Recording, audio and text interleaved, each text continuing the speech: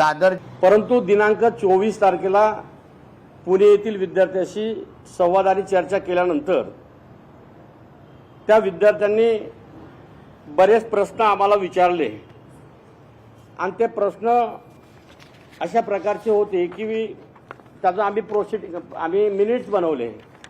पहिला त्यांचा विषय होता की शासन निर्णय रद्द करावं व अद्ययावत करावं, पुणे येथील विद्यार्थ्यांची मागणी। आपल्याला आत्ताच सांगितलं का दिनांक 25 तारखेला तो शासन निर्णय शासन निर्णय आम्ही रद्द केला। शासन निर्णय रद्द केलेला। मग पहिला प्रश्न त्या पुणे येथील विद्यार्थ्यांचा शासन निर्णय रद्द करणे आणि अद्ययावत करणे, त्यामुळे शासन निर्णय रद्द केल्यामुळे तो काही विषय राहिला नाही। दुसरा विषय त्यांचा होता की शासकीय वसतिगृहाच्या स्थान निश्चितीबाबत, कारण बऱ्याच ठिकाणी पुणे असो मुंबई असो त्या ठिकाणी विद्यार्थ्यांना राहण्याची मध्य ठिकाणी व्यवस्था नसल्यामुळे मग आम्ही त्यांना सोयीसुविधासह राहण्याची चांगली उत्तम व्यवस्था व्हावी म्हणून विद्यापीठामध्ये जागा मिळावी म्हणून पुणे येथे विद्यापीठाशी त्या चान्सलरची चर्चा करून त्या ठिकाणी मुलामुलींचं वसतिगृह बांधण्याचं कमिटमेंट केलेलं आहे। आणि काही दिवसातच पुणे विद्यापीठाच्या परिसरामध्ये आम्ही आदिवासी मुलामुलींचं वसतिगृह आम्ही 100% बांधणार आहे। त्याच्यानंतर त्यांचा प्रश्न होता कास्ट व्हॅलिडिटीच्या आधारे ज्यांनी प्रवेश घेतला, वेगवेगळ्या ठिकाणी प्रवेश घेतात, जातीच्या प्रमाणपत्राच्या आधारे वैद्यकीय महाविद्यालय असेल इंजिनिअरिंग कॉलेज असेल, त्यांची मागणी होती की वैधता प्रमाणपत्र जोपर्यंत सादर करणार नाही तोपर्यंत ज्या महाविद्यालयामध्ये शिक्षण घेत आहे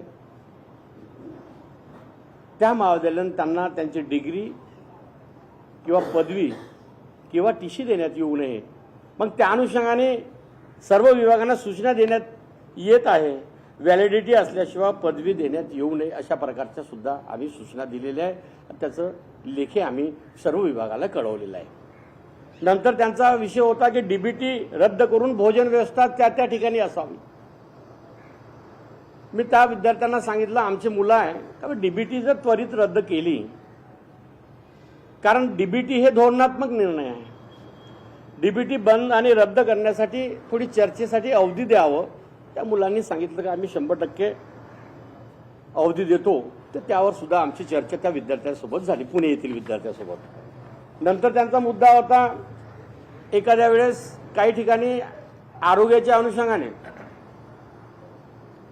सापाचा चावा होतो, विचूचा चावा होतो, त्या अनुषंगाने त्या ठिकाणी त्या परिसरामध्ये आरोग्याची दक्षता आणि काळजी घेण्याच्या अनुषंगाने आपण व्यवस्था करावं। त्या अनुषंगाने आम्ही त्या ठिकाणी असलेले आमचे वैद्यकीय महाविद्यालय असो किंवा प्राथमिक आरोग्य केंद्र असेल त्यांना आम्ही पत्र दिलेलं आहे।